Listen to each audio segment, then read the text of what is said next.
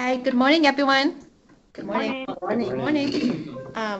Welcome to the Leaders Conference for the Connections to In-Home Care program. Thank you so much for being here today. Can everyone hear me okay on Skype?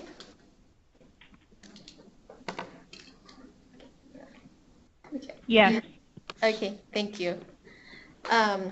So I'm Nikki Nguyen. I'm the program specialist for the Older Adults and Healthy Aging program with King County Department of Community and Human Services with the Veteran Senior Human Services Levy.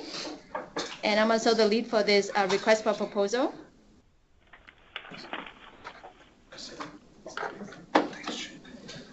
So we're just settling some more people in here.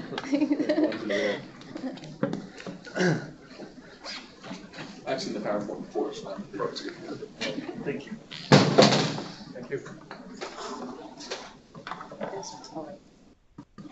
Great. Can we please go around the room and do an introduction? So just tell me your name and which organization you are from, so we know who's in the room today. Okay. Good morning. My name is Stephen Lam with the Chinese Information and Service Center. Hi, Stephen. Hi, Frank Martinez with Karina. G. DeCastro with Asian Counseling and Referral Service. Michael Wu with K-Non. Emma Heron with the Pacific Asian Empowerment Program. Jay Kang with the Korean Women's Association. Michael Howard with First Choice Simple Care. Catherine Wong with Chinese Information and Service Center. Michael with Healthcare Solutions. Thank you. Hello, how about people on Skype? Can you introduce your name and tell us which organization you are from? Janet Telasco, the North Shore Senior Center. Thank you.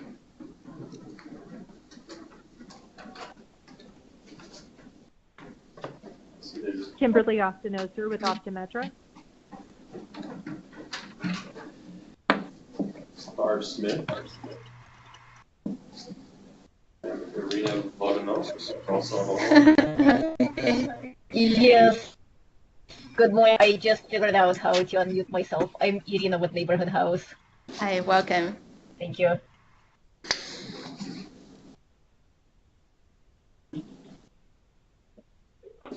It seems like we have 14 participants on Skype. Anyone else want to introduce yourself? So this is a call in. I'm Dennis Kenny with Illuminage. Hi, welcome. This is Mason Lowe from the Pike Market Senior Center and Food Bank calling in. Thank you.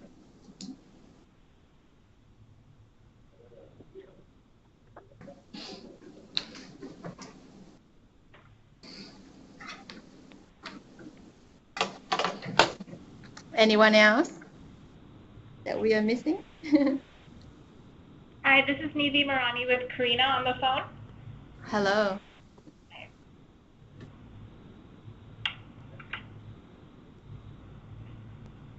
Sorry, a few people that want to remain anonymous too. Okay, okay. All right, thank you. Well, thank you everyone for being here today. We have a full house and it's way more than what I expected. And very happy to see everyone here today and on Skype. I just want to say that I'm gonna do a presentation on the request for proposal for bidders for connection to in-home care. After each slide, I'm gonna give you a minute to reflect, and if you have any questions, you are welcome to ask me. If I and my team have an answer, we can answer you today. If we don't have an answer, we will gather the questions and I will make sure to upload the answer to Zoom Grants by tomorrow and weekly ongoing forwards. Do you have any question before we begin? Nikki, can I just share with people on the phone and in the room who the other three Oh yes, of course. members are so that they know we're oriented? Yes, I forgot about my team members. I'm Tracy Adair. I'm the Older Adults and Healthy Aging Manager for County Veterans Levy. I'm Virginia Wise. I'm the Older Adults and Healthy Aging Program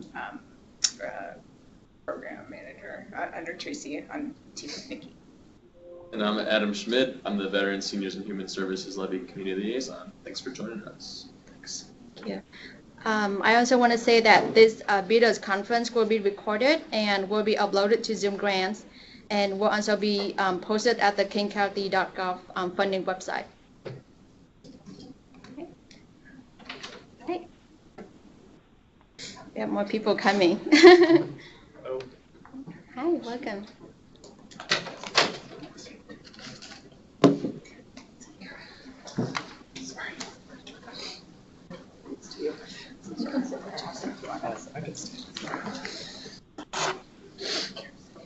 So we just did an introduction with just saying your name and which organization you come from, so we know who's in the room today. Okay, I'm Nathan. I'm with ADA.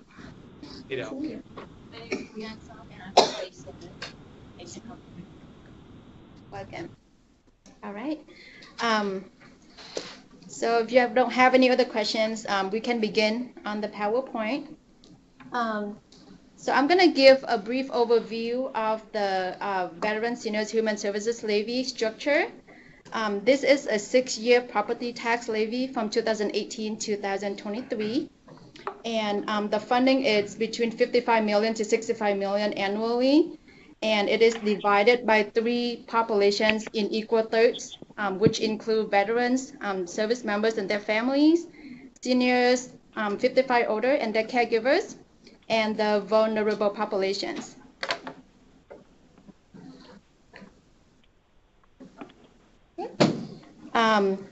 The funding is for services in 5 resort areas, which include housing stability, financial stability, social engagement, healthy living, and system access and improvement. And this particular strategy for connection to in-home care is under the service area of healthy living.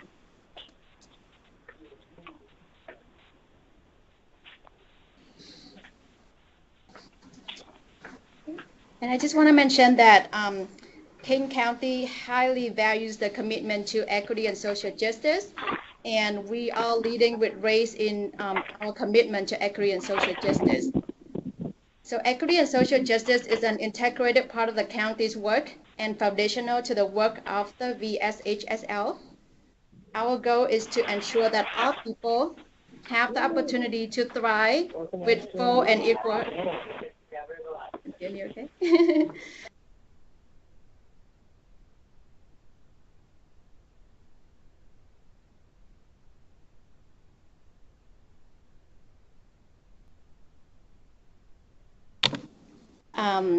So King County Department of Community and Human Services is seeking for applications from eligible entities to create or strengthen and maintain a tour, web, or mobile application or service to connect seniors, people age 55 and older, and people with disabilities living in King County would qualify and appropriate caregivers.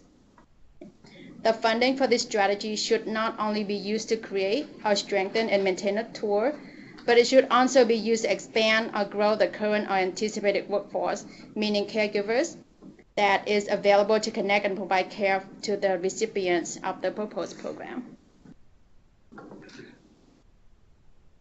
Any questions so far? Okay. I have a question. Yeah. So one of the population is vulnerable people population. Yeah. How do you define vulnerable population? So this particular strategies is for seniors 55 and older and people with disabilities. So disability then? Yeah, okay. Correct. So the available funding for this strategy is up to $2.15 million in the Levy funding. And the program period will be from June 1st, 2019 through December 31st, 2023, with an estimated average of $430,000 a year. And you can see that's the chart that coming directly from the Levy. And this funding is only for seniors and people with disabilities. The intent is to procure the services for 5 years, and the contracts will be renewed on a biannual basis. So every 2 years, we will review and renew the contract.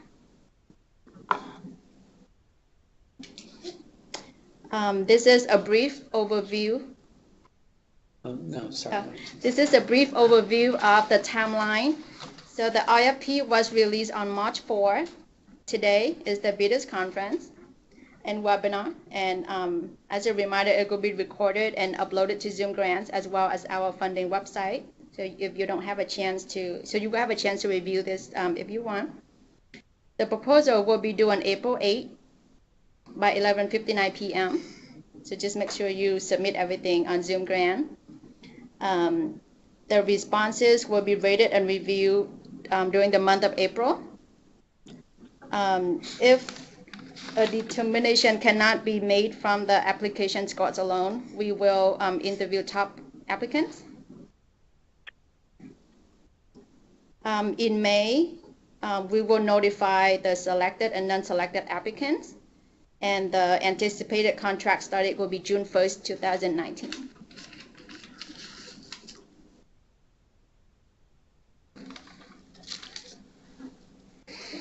So the applications will be reviewed and evaluated by a review panel, and they can consist of Kane County staff, external subject matter experts, evaluators, members of the Veterans Seniors Human Services Levy Advisory Board and the Women's Advisory Board, community members, and members of the designees of the Kane County Council who will serve as non-voting members.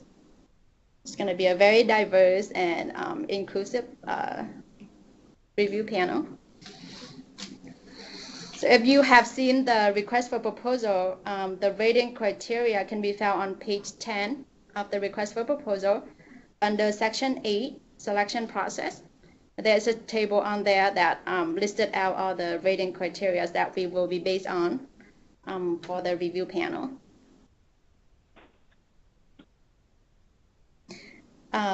So the review panels will make the recommendations, but the final selection will be made by King County Division and department directors based on recommendations from the review panel.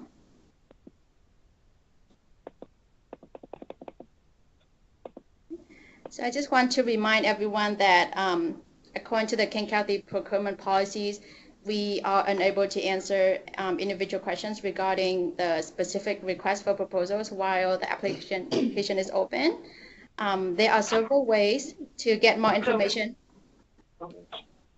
So there are several ways to get more information about the request for proposal. And one of the way is to look at the full proposal on Zoom Grants, which can be found on the website on the PowerPoint. You can ask us any questions today, and all the questions asked today will be gathered and uploaded to Zoom Grants. The Bidders Conference today will be recorded and posted on Zoom Grant as well as the funding website. And again, all the questions will be compiled and posted to Zoom Grant under the library tab today and weekly ongoing forward.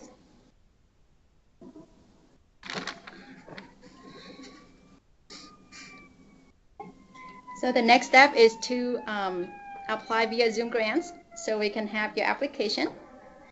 The link to the application, the RFP is underneath on the PowerPoint right there. It goes directly to Zoom Grants request for proposal for this particular strategy. And although I'm the lead for this request for proposal, you can contact any member of my team, which include Tracy Adair, which is the program manager, myself, Virginia Weiss, which is my other team member. And I just want to remind everyone again that the deadline for this RFP is going to be April 8, and the last day to ask questions will be April 1st.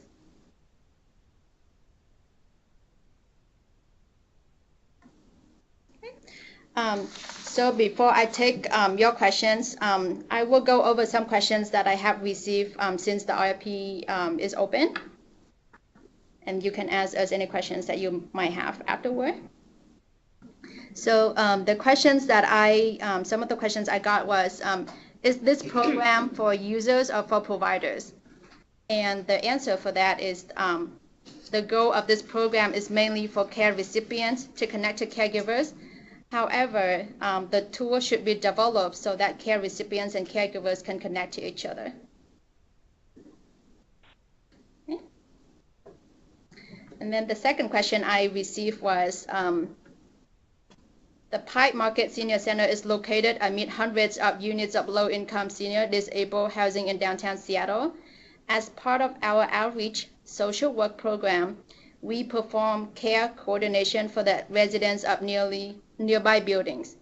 We are seeking to expand this service in-person, in-home care coordination for an elderly and disabled population. If this kind of activity is something that might be considered for the connections to in-home care request for proposal. And our answer for that is, so we are primarily seeking entities to create or strengthen and maintain a tool, web or mobile application to connect care recipients, which are persons aged 55 and older, and people with disabilities to caregivers who live in King County. If the service your organization envisions will create connections between caregivers and caregivers across King County, you are welcome to apply. We will have a review panel who will be reviewing eligible applications and will make recommendations whether any particular program should be funded.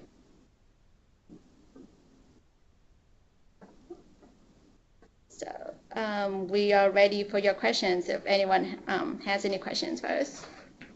I have a question.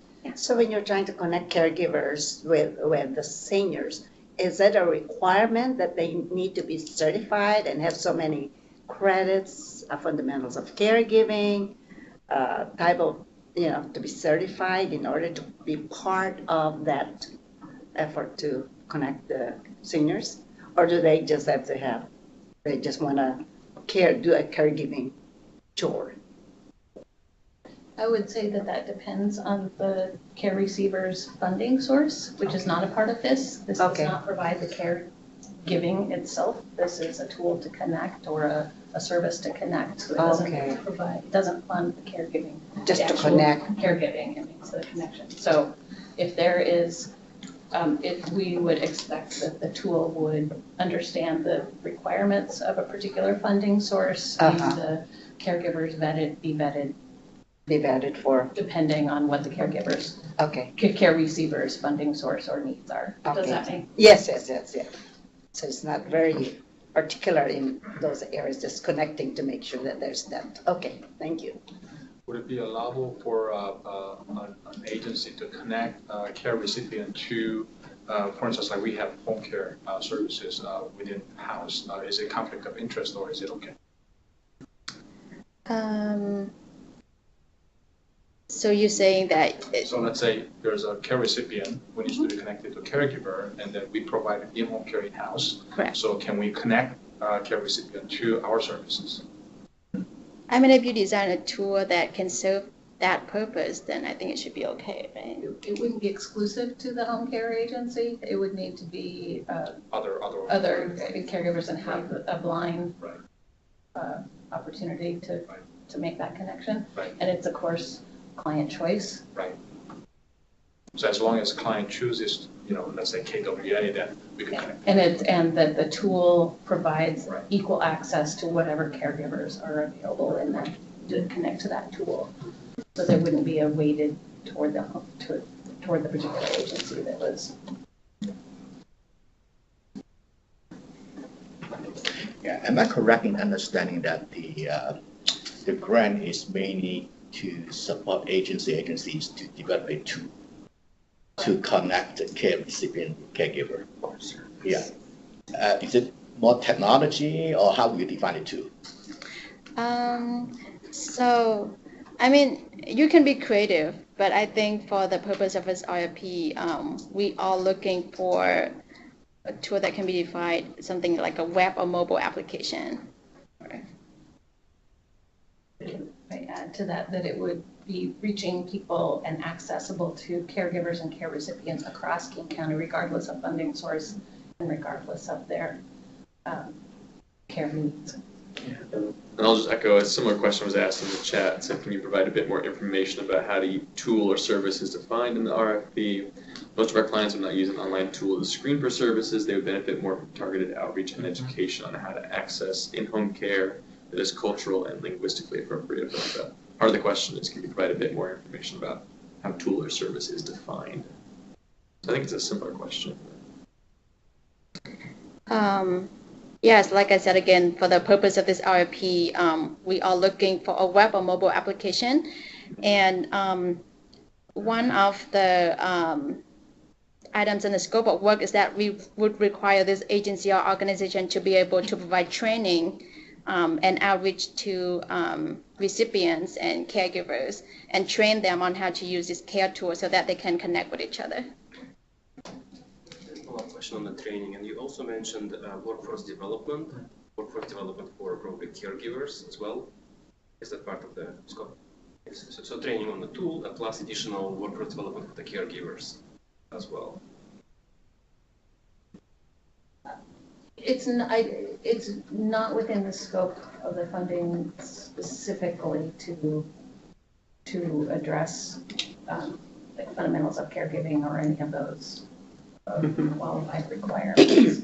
It's to reach more caregivers and make those connections, and then the funding source for that, the care training and all that, is outside of the scope of this. But if you were, but if you were to put it in a planning, that could be included part of it? Not part of the education process? It can be. Okay. Not to create additional training opportunities that are that, but to make the connections to caregivers to those training opportunities could be a part of it. Okay. Does that work? Yes, not yes. the training, but Right, exactly. Access to care includes access to training opportunities. Thank you.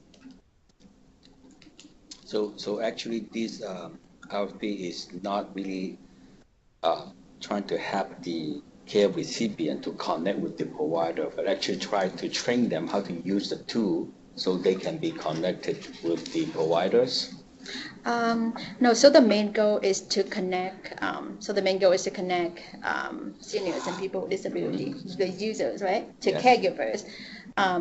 It's ideally that it should be accessible to both care recipients and caregivers so they can connect to each other.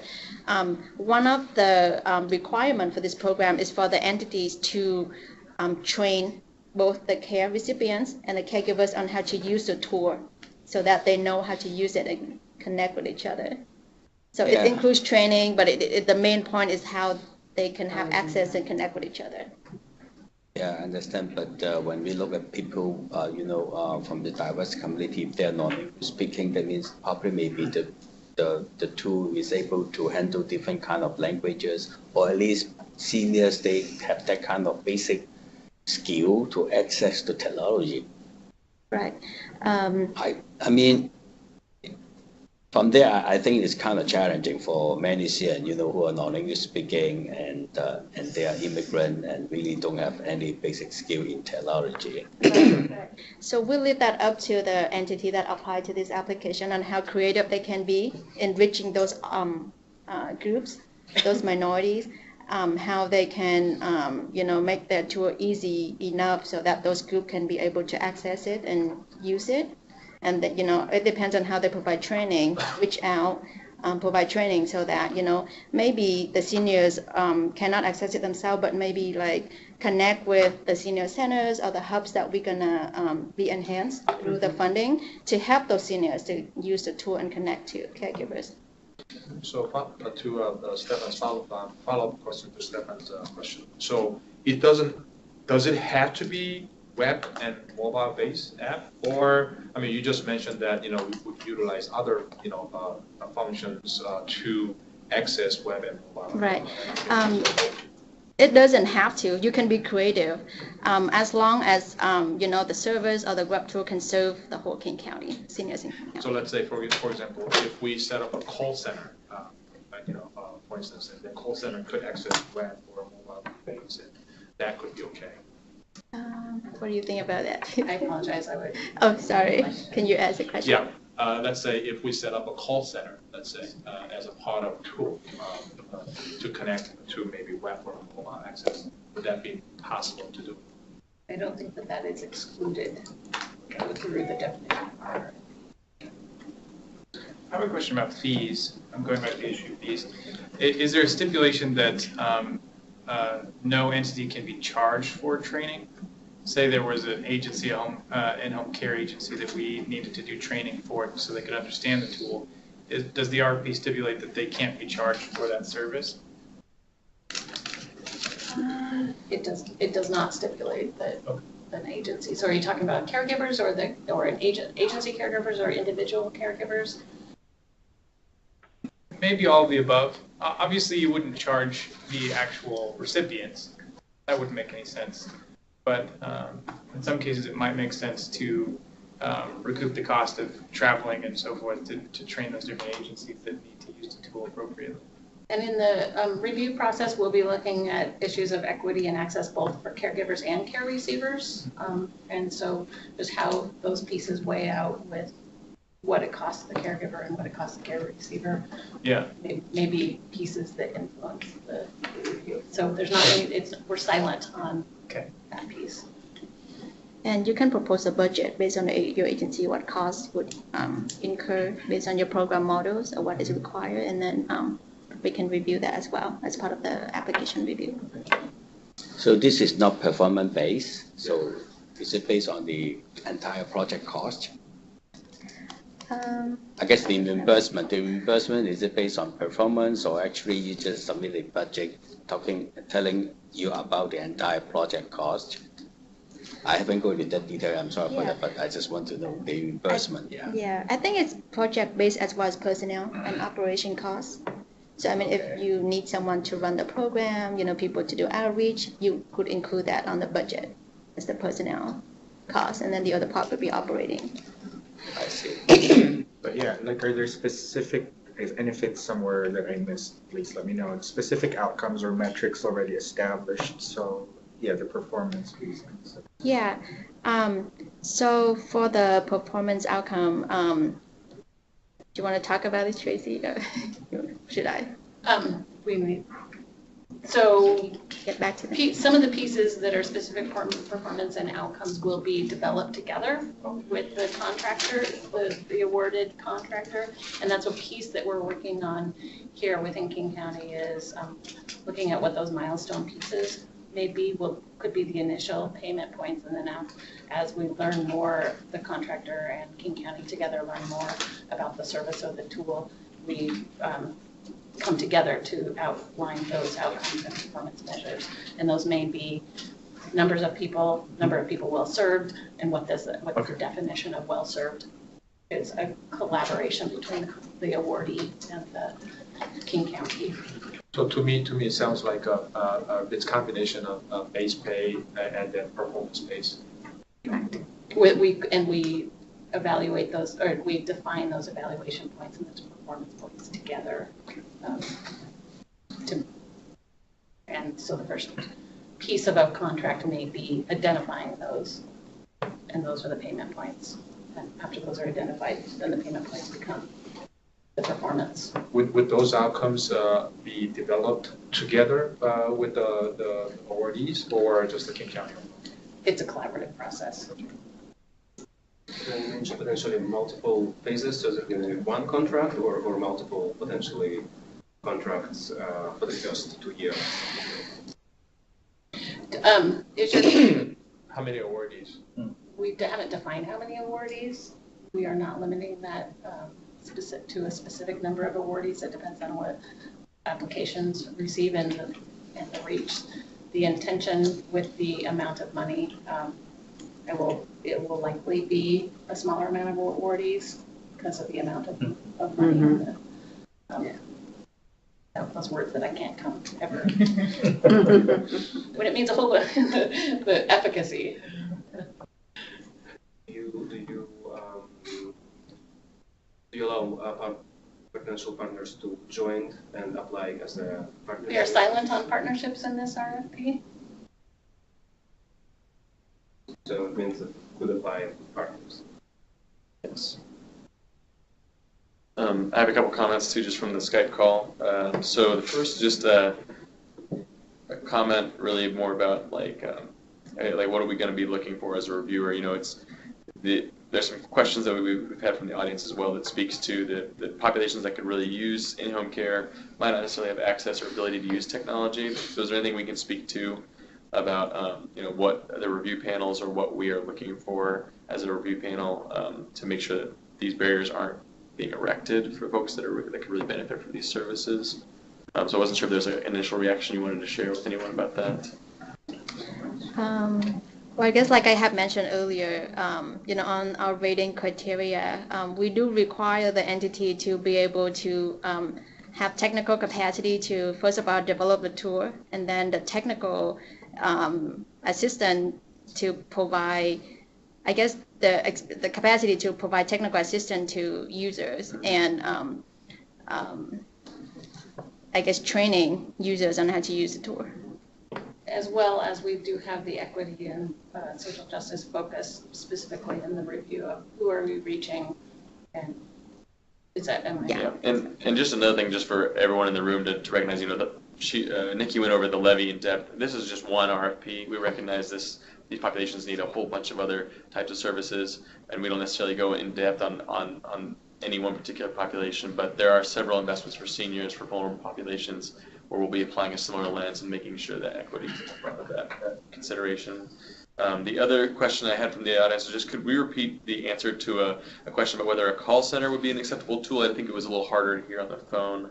So I think there was a question earlier about would a call center be considered an acceptable tool, and what was our answer for that? Or the answer for that is not exclusive from this RFP.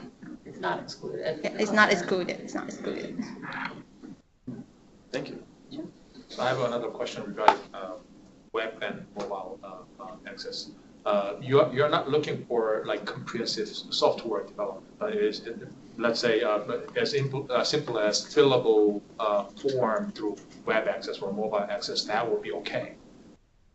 Because I don't know what the boundary is. It depends on the applications we receive. It's what can provide the best options for connecting seniors and with disabilities to caregivers and make those across King County. If it's not forbidden in the RFP, then it's not going to be forbidden from application, I think is a good way to think of it too. If we don't specifically say this is not allowed, then you could perceive that perhaps an application could respond to that. Does that make sense? Yeah. Nice way to put that. Follow-up question, and if it's context to intellectual property ownership, if some agency developed a tool for this RFP, would agency retain IP of that tool, or would King County retain IP? That is a great question that's buried in our boilerplate language. And Adam, do you happen to know the answer to that? We can get back to you on that. I believe that there's something about King County having proprietary ownership, but we will research that. Yeah.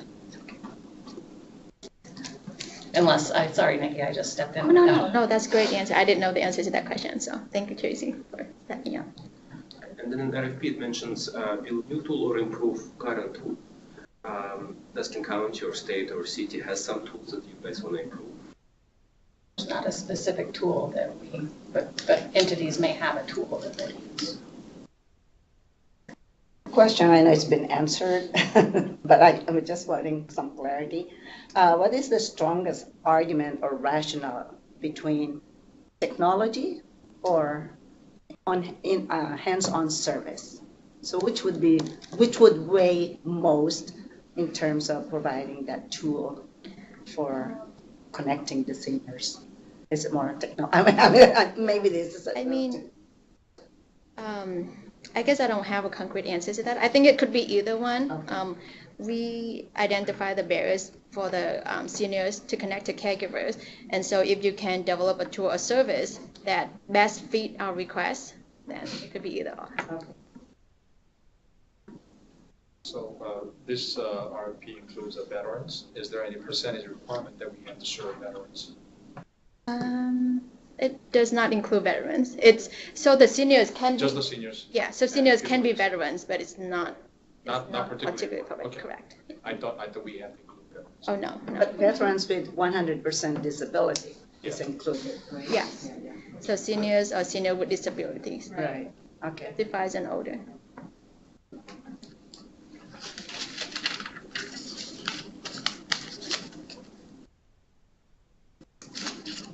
Do we have any other questions on the line?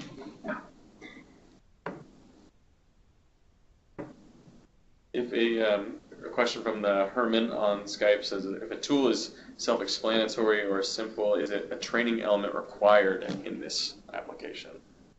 do you require a training element to be considered? Well, it might be simple for you, but but we just want to make sure that at least in the beginning, just make sure that the seniors or caregivers know how to navigate the tool. So that maybe at least some basic training should be required for them to know how to navigate it. Tracy, I feel like you're on the precipice of a comment.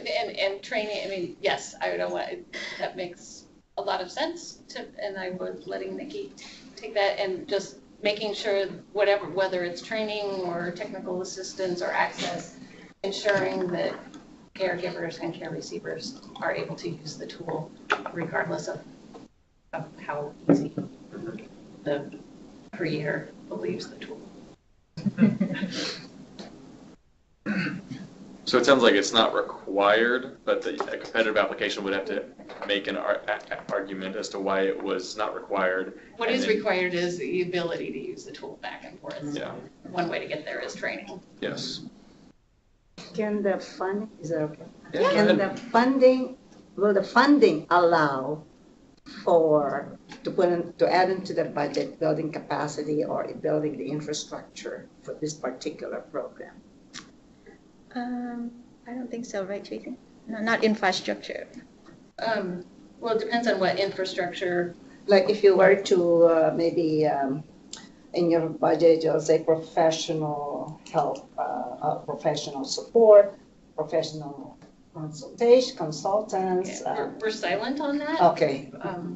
So it's what we want is an accessible option for people to connect and how you get there.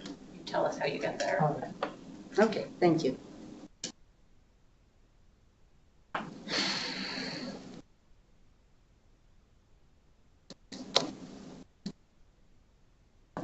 Well, there was a lot of good questions. If nobody has any other questions, we will be done. And I just want to remind everyone that all the questions will be compiled and all the answers will be typed up and uploaded to Zoom Grants. So you will have access to all the questions and answers on there. And any questions that I get on going forward will be answered and uploaded to Zoom Grant as well weekly. I actually have a question too. I'm not sure if we went over it. Will there be technical assistance for applicants in this RFP? Not for this particular one. Thank you.